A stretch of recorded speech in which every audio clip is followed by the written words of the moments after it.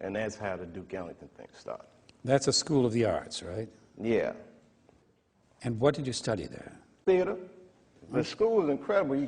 Classical acting, modern acting, improvisation, technical theater, script analysis, script writing. Did you work while you were in school in Washington? Yeah, okay. Let's run down the list. My first job,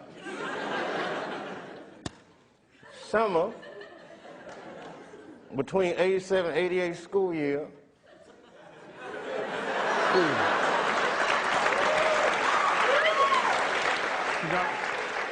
This is a tradition. The first person in the 11 and a half years of this series who ever smoked on stage was Sean Penn, and the students applauded him then. Tonight, you light up a cigarette, the students say, what do you got about cigarettes? You like cigarettes? They applaud when you smoke. I don't know about y'all, but this shit is stressing me out.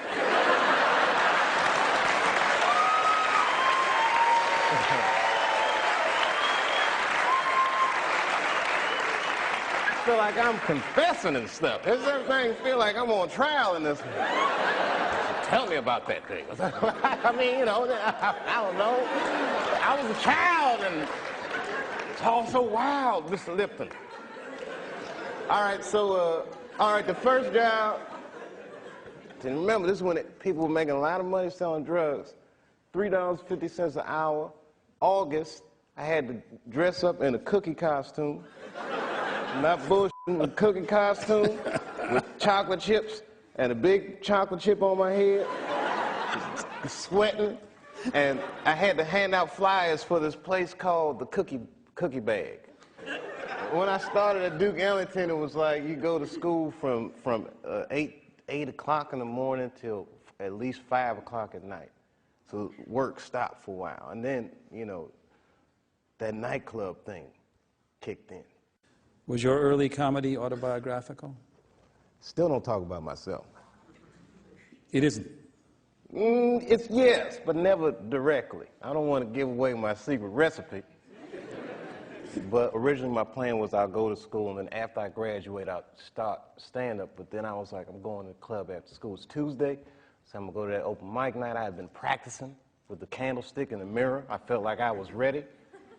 And I told my family I was going. Told my mom, you know, I'm going. I don't want you to come. I want to go by myself. It's something I got to do and whatever, whatever. So, of course, she shows up with my grandmother and my brother. The MC introduced me. I can remember the introduction. You know, folks, everybody's got to start sometime, and tonight is this young man's first time on stage. Who knows? Exactly what it says. Who knows? You may be witnessing the birth of a star. Please welcome Dave Chappelle.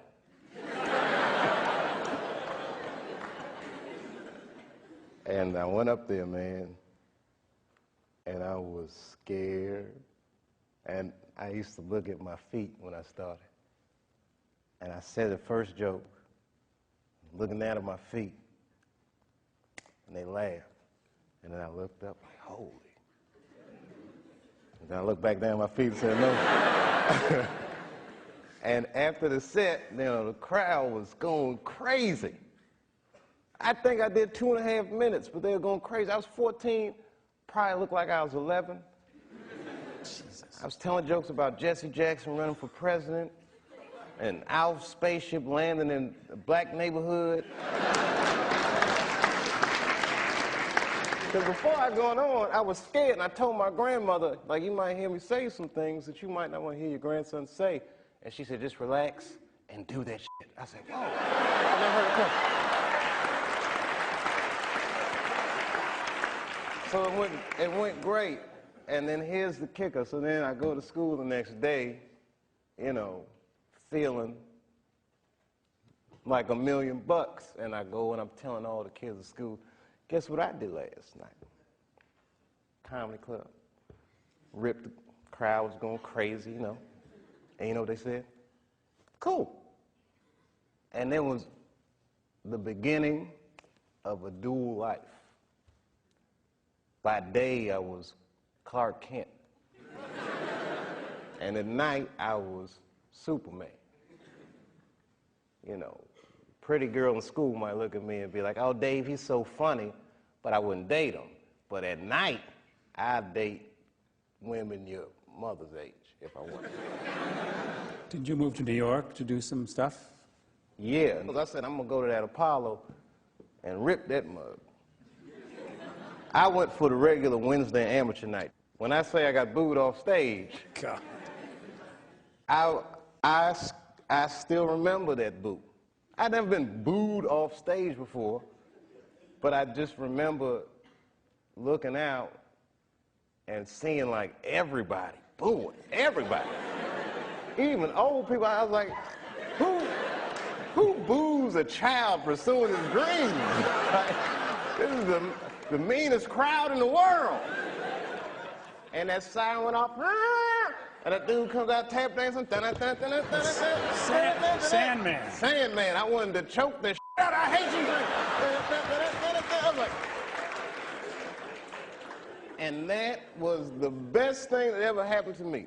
Wow. Best thing, because before that time, I had never bombed, let alone got booed off stage. And bombing was horrifying. Nobody wants to bomb. Nobody, you know, people say you do comedy. What happens if nobody laughs? I don't know. So that night was liberating because I failed so far beyond my wildest nightmares of failing that it was like, hey, they're all booing. My friends are here watching, my mom. This is not that bad. And after that, I was fearless. To get into the New York comedy circuit is a very closed circuit. And I got in all these clubs in like a week, 2 weeks. Like, that's this reputation. Have you seen this kid? Have you seen this kid? I was like that dude. How old were you when you made your first TV development deal? 19.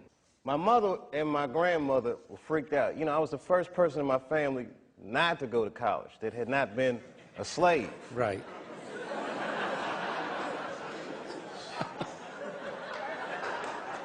So I was really breaking from tradition, and it was like a graduation lunch we were having, and they had my dad come and talk to me, and my dad takes me outside, and he's like, listen, and this is some advice that applies to all you acting students.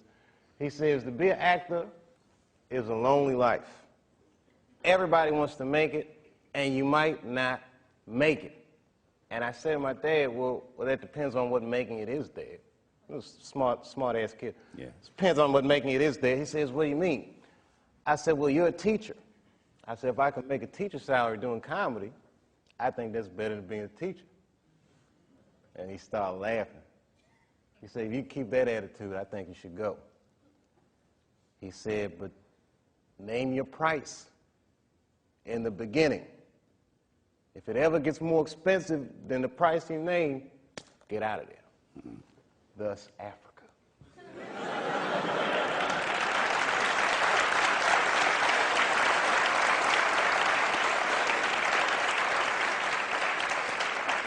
Oh, man. Yeah, oh, you guys are going to learn a lot tonight. What can they learn? You know, like, you guys are students now, so you're idealists, but you don't know about where art and corporate interests meet yet. Just prepare to have your heart broken. Like, in a way, you see him laughing, that evil laugh?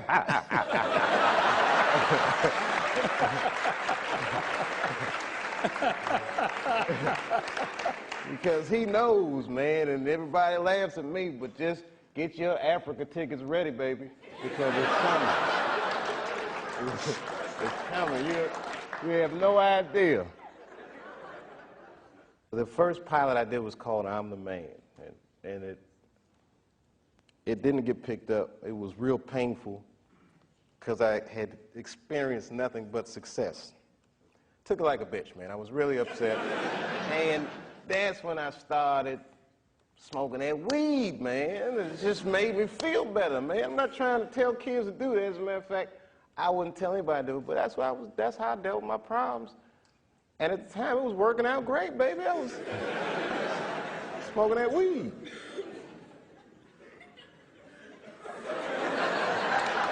I'm just being real, you know.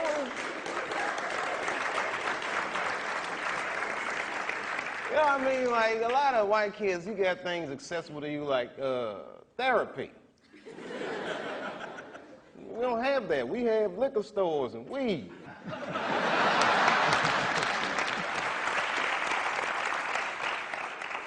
You've called The Nutty Professor one of your favorite film assignments. Why? I just remember the first day at work, and I'm walking on the set, and this fat dude comes up like, "Hey, man, you're real funny." I'm like, "Thanks." "Oh, yeah, Eddie Murphy."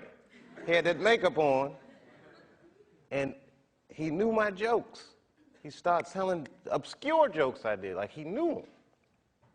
And every day we would do takes, man. I mean, somewhere this footage exists, and when they say cut, I mean, those extras would be cheering. I mean, it was like me and Eddie we would dance, and Eddie would drop these jewels on me, you know, when we're working. He's a real wise dude. Seen a lot of Eddie Murphy. And he was the guy that was like, you got to start writing. He was like, the way you tell jokes, you think in pictures, and you can write. You should start doing it.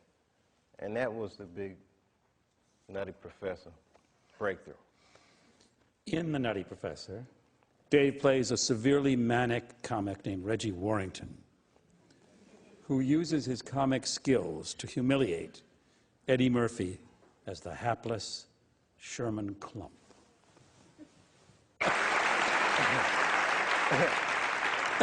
A lesson for this evening: comedy can be cruel. Yeah. Somewhere there's a black professor watching this, like, buffoonery.